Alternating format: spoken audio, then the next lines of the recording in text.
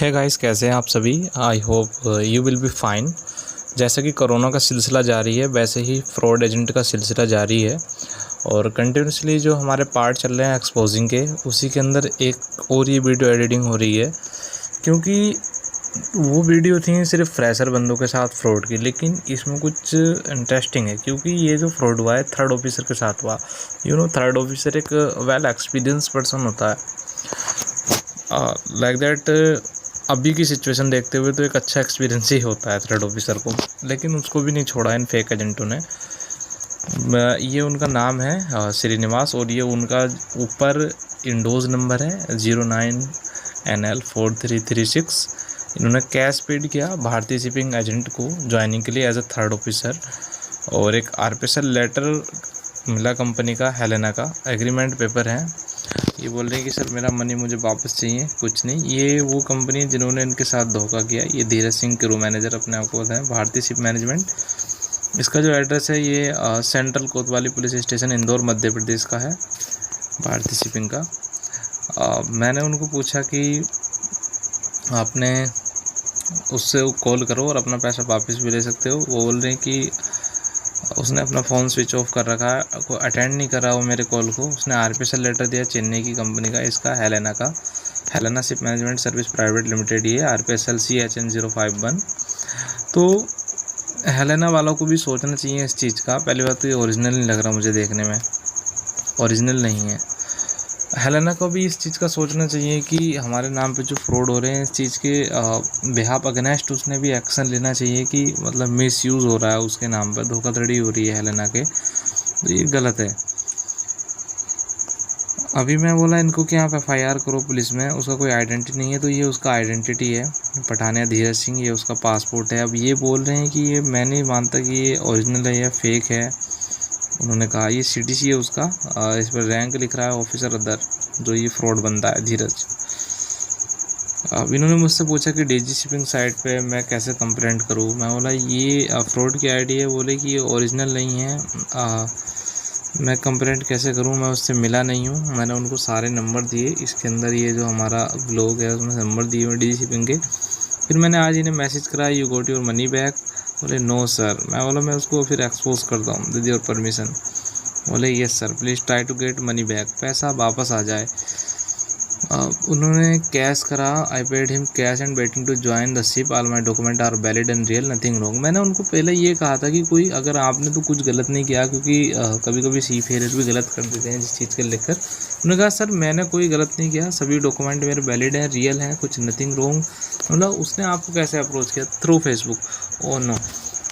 मैंने उनसे कहा कि आपके पास उस फकिंग गाइस की मीन्स कोई पिक्स वगैरह हो, फ़ोटो वगैरह, अगर आपने कैश दिया है, जैसे इन्होंने कहा था कि मैंने कैश दिया, मैंने सोचा ये फेस टू फेस मिले हैं, लेकिन ये फेसबुक से मिले थे और फेसबुक के थ्रू ही उन्होंने उससे बिलीव करके इस कंजर पे पैसा ट्रांसफ़र कर दिया था उसको। 90,000 रुपये बैलेंस इन्होंने ट्रांसफ़र किया। ये धीरज सिंह क्रू मैनेजर अपने आप को बता रहा, मुझे नहीं पता क्या है। और इन्होंने चेन्नई MMD को रेस्पॉन्ड किया, मतलब मैसेज किया, ईमेल किया, लेकिन वो रिस्पॉन्ड नहीं दिया। सबसे बड़ी जो मेन प्रॉब्लम होती है हम सीफेयर के साथ, वो यही है कि ना तो DG ही कॉल पिक करती, ना MMD कॉल पिक करती, ना ही DG एक्शन लेती, ना ही MMD एक्शन लेती। तो ये तो फिर इनकी छत्र छाया में फल फूल रहे हैं, बढ़ रहे हैं ये चीज़ें। मैंने इनसे पूछा कि आप कहाँ से हो? बोले चेन्नई से हूँ। Can you speak Hindi? इन्होंने कहा हाँ, कि अभी तो मैं मुंबई जा नहीं सकता। मैंने इनको मुंबई की सलाह दी कि आप मुंबई में जाओ DG में, वहाँ आप अपना करो। बोला आप मुझसे फेस टू फेस बात की? बोले कि नहीं सर, मैं फ़ोन पे बात किया था। How you give cash to him as you told? बोले GPay ओनली, अकाउंट डिटेल ये है, टोटल 90,000 इन्होंने रिस्पॉन्सिबल अमाउंट मतलब 20 और 10 के उसमें दिए। बैंक अकाउंट नाम है DG bank DBS, account holder name Qamar Ghafoor. तो वो जो धीरज की ID प्रोवाइड करा रहा, तो इसका मतलब वो धीरज था ही नहीं, जब ये कमर गफूर के अकाउंट में इसने पैसा लिया है। DG बैंक DBS ये उसका बैंक अकाउंट है। वैसे इससे अगर चाहें तो इस अकाउंट नंबर से भी बैंक में जाके हो सकता है उसका ID ट्रैक कर सकते हैं। ये ट्रांजैक्शन स्लिप है, इसमें 5,000 का है और इसमें 20,000 कमर गफूर को। ये मार्च 5 को हुआ ट्रांसफ़र, ये भी 10,000 गया, फिर ये 10,000, फिर ये 15,000 इधर आपका, फिर ये 10,000 इधर हुआ। मैंने इनको बोला ये टोटल 80,000 हो गया। No sir, I paid 90,000 I tried 45 के पेमेंट, 20 के पेमेंट फेल्ड टू, फिर इन्होंने यहाँ 20 किया इधर। तो इनका ये टोटल 90,000 अमाउंट हुआ था। तो 90,000 अमाउंट का चूना एक थर्ड ऑफिसर को लगा दिया इस फेक बंदे ने। और इसमें देखो दोस्त, अगर हम मतलब कहना चाहें तो कहीं ना कहीं हमारी डीजीपी इस चीज़ के मतलब नाइतलाली कर रही है, उनको फलने फूलने दे रही है।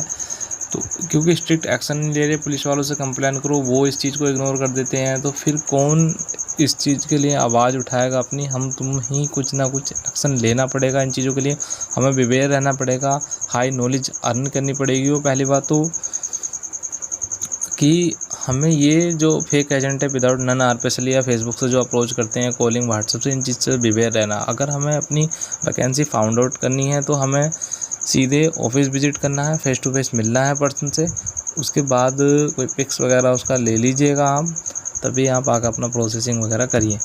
ये हेलेना, इसके काफ़ी केस मेरे पास पहले आ गए हैं।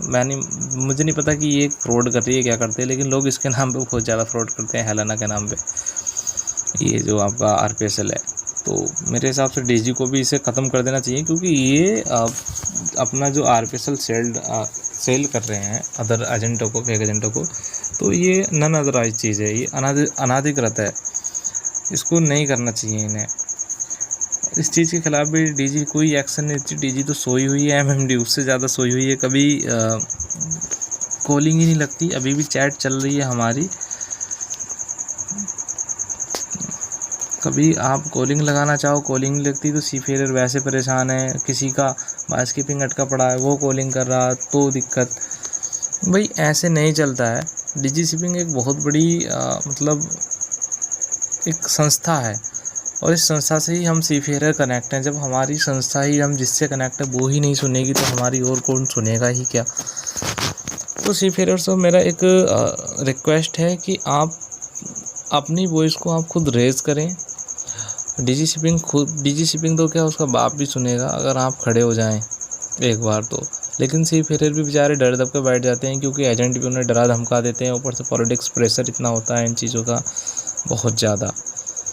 तो डियर देखिएगा, अब जब एक थर्ड ऑफिसर को ये नहीं छोड़ रहे तो हम तुम तो वैसे बिल्कुल फ्रेशर हैं इस चीज़ के लिए। मेरा कहने का मतलब यही है कि सीखते रहिए और आगे बढ़ते रहिए, और इन चीज़ों से बचिए। कभी भी जाना है तो आरपीएसएल के थ्रू आप जाइए, और इस चीज़ को इतना वायरल कीजिए ताकि ये किसी और के साथ और फ्रॉड ना कर सकें, और भी हमारे जो कैंडिडेट हैं वो बच सकें, और इससे भी बच सकें। मैं डायरेक्टली इसको भी मेंशन करूँगा अब हेलेना का, क्योंकि ये भी इन्वॉल्व है, ये वो बंदा है। इसे नहीं कह सकते हम, क्योंकि जो पैसा ट्रांसफ़र हुआ वो किसी दूसरे के अकाउंट में हुआ है, ये कमर गफूर के। सो होप आप इस चीज़ से समझ गए होंगे, एक सबक लेंगे, एक एजुकेशन लेंगे इस वीडियो से, और ज़्यादा से ज़्यादा शेयर करेंगे ताकि आप जो हमारे और सीफेयर हैं वो भी इस चीज़ से बचे रहें। Thanks so much guys. आशा करते हैं कि इनका पैसा इन्हें वापस मिलेगा, ये वीडियो उस तक पहुंचेगी, देखेगा ज़रूर, वो कॉल बैक करेगा, कांटेक्ट करेगा, तभी ये चीज़ पॉसिबिलिटी हो पाएगी।